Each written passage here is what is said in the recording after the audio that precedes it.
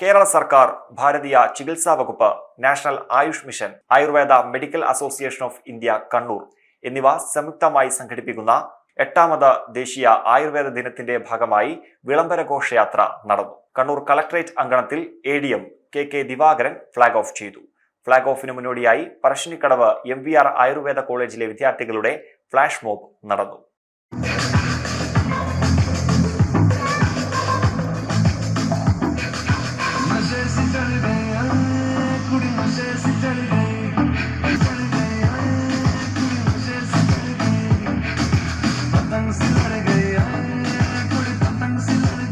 വിളംബര ഘോഷയാത്ര കണ്ണൂർ പഴയ ബസ് സ്റ്റാൻഡിലാണ് സമാപിച്ചത്.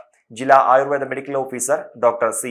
അനഘൻ, DPM ഡോക്ടർ അജിത് കുമാർ, ജില്ലാ ആയുർവേദ ആശുപത്രി superintendent Shyam Krishnan, doctor Ramachandran, doctor Daya തുടങ്ങിയവർ നേതൃത്വം നൽകി.